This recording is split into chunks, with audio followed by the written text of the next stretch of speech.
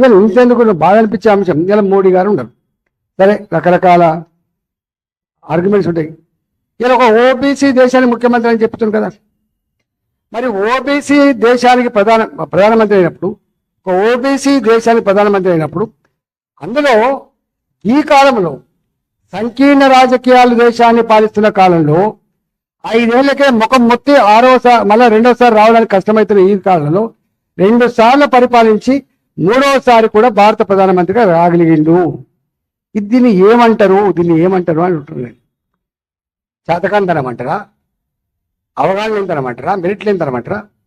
అంటే ఆకలి నుంచి, దుఃఖం నుంచి, అణచివేత నుంచి వచ్చిన వాడు అధికారంకి వస్తే, ఇంతకుముందు సీఎం చెప్పినట్టుగా ఈ ప్రజలకు ఎంత న్యాయం జరుగుతుందో ఇవాళ జరుగుతున్నాయి కదా. ప్రజలైతే ఎన్నుకున్నది జరుగుతాయి కదా. ఇవాళ ఇంతెందుకు ఇప్పటిదాకా వీరు చెప్పిండు, లక్ష్మణ్ గారికి కాళ్ళు గడి నెత్తిలో పోసుకోవాలి. అప్పుడప్పుడు పేదలు, సామాన్యులు ఏమంటున్నారు చివరికి, మీరు అణచివేస్తుండొచ్చుగాక, మీరు మమ్మల్ని చంపుతుండొచ్చుగాక, మా ఆస్తులు కూలగొడుతుండొచ్చుగాక, కానీ మాకు చట్టం మీద అపారమైన నమ్మకం ఉంది, మాకు విశ్వాసం ఉందని చెప్పి అప్పుడు మాట్లాడుతూ ఉంటాం. కారణం ఏంటంటే లక్ష్మణ్ లాంటి వాళ్ళు ఉన్నారు కాబట్టి ఇవాళ ధైర్యంగా చెప్పగలుగుతున్నాం.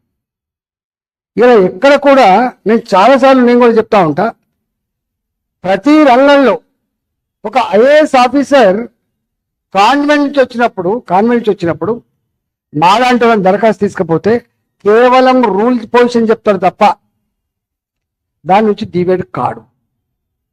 అదే ఒక సోషల్ వెల్ఫేర్, ఒక బీసీ వెల్ఫేర్, ఒక 6 కిలోమీటర్లు సైకిల్ మీద పోయినోడు, నడిచిపోయి ఆకలిని దుఃఖాన్ని అనుభవించినోడు కనుక ఐఏఎస్ ఆఫీసర్ అయితే మాలాంటి వాళ్ళని దరఖాస్తు తీసుకపోతే సరే మంచి ఇష్యూ మీరు లేవనెత్తింది, కానీ సిస్టమ్ అంగీకరించదు, కానీ మీరు ఇట్లా రాయండి, దీన్ని మనం అధిగమించి ప్రజలకు అవసరమైంది కాబట్టి ఇది చేస్తే న్యాయం జరిగే ఆస్కారం ఉంటుంది కాబట్టి చేద్దామనేటువంటి మాట మాట్లాడతాం.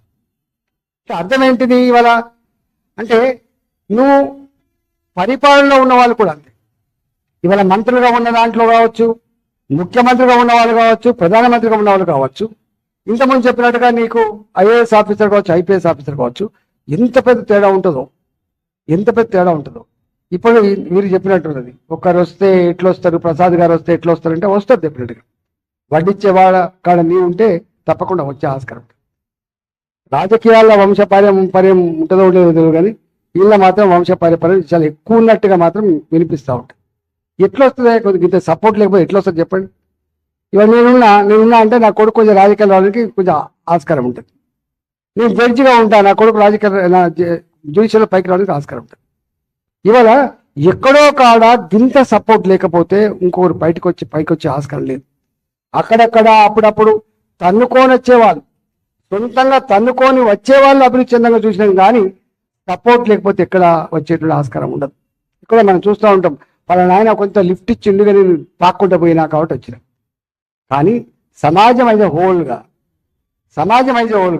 ఈ వర్గాలను పైకి తీసుకురావాలి, వీళ్ళకు కూడా ప్రాతినిధ్యం కలిగిస్తేనే ఇవాళ కోర్టులో కూడా సమన్యాయం ఉండేటువంటి ఆస్కారం ఉంటుంది, పేద ప్రజానికానికి లాభం జరిగే ఆస్కారం ఉండేటువంటి సోయి కన్సర్న్ లేదు ఇక్కడ.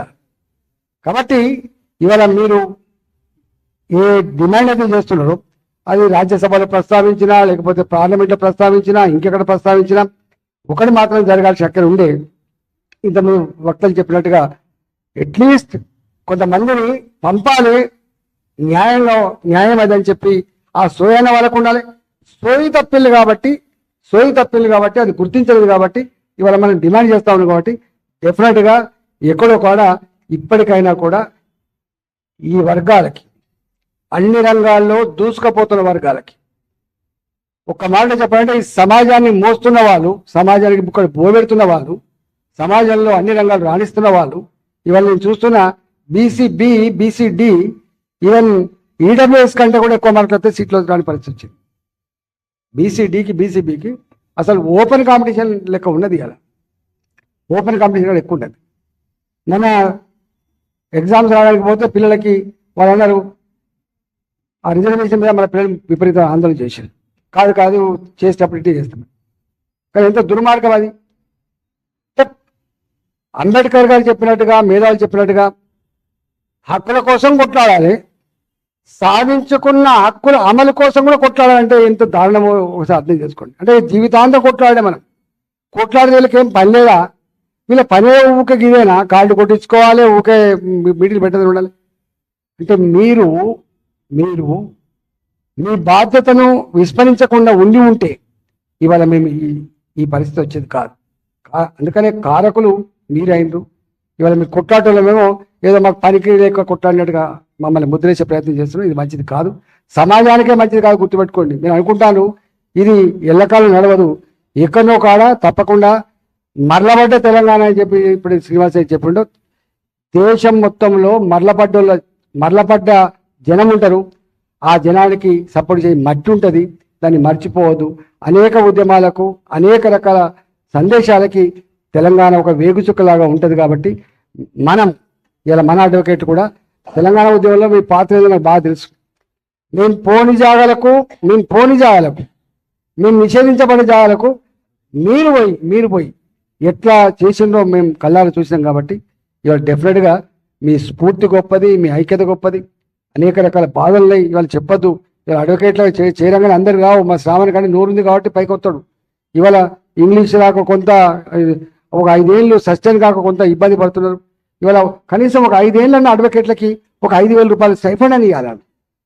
ఇంకా అడ్వకేట్లకి అయినా ఒక 10 లక్షల రూపాయలు ఇన్సూరెన్స్ అని చేయాలి. వాళ్ళకు వైద్యపరమైన చేయాలి. ఎంత కష్టంలో ఉందో రాను అన్నిట్లో ఆర్టిఫిషియల్ ఇంటెలిజెన్స్ వచ్చి మనిషిని రిప్లేస్ చేస్తుందో, ఇవాళ కోర్టులలో కూడా అనేక రకాల మార్పులు వచ్చి ఇవాళ చదువుకున్న అడ్వకేట్లకు కూడా ఉపాధి లేకుండా చేస్తున్నది. ఇంత కష్టపడి చదివితే ఇంత డిగ్నిఫైడ్ ప్రొఫెషన్లో ఉన్న వాళ్ళు కూడా ఇవాళ నెలకు కుటుంబాన్ని పోషించుకునే పరిస్థితి ఉన్నారు. కాబట్టి నేను అంటున్నా, ఇంత పెద్ద వ్యవస్థలో న్యాయ వ్యవస్థ చాలా కీలకమైందని మీరు అంటున్నారు. కాబట్టి ఇవాళ అడ్వకేట్లకు ఒక 5,000 రూపాయల స్టైఫండ్ ఒక 5 ఏళ్ల వరకు ఇవ్వడం, తర్వాత వాళ్ళకు రకరకాల ఏదైనా సపోర్ట్ చేసే పద్ధతి కూడా ఉండాలని చెప్పి కోరుకుంటూ, మీరు ఏ డిమాండ్ చేస్తుండో మా వంతుగా తప్పకుండా మీ వాడిగా మీ గొంతుకై మేము అక్కడక్కడ ప్రస్తావిస్తామని చెప్పి మీ ఉద్యమానికి సంఘీభావం తెలియజేస్తూ సెలవు తీసుకుంటాం.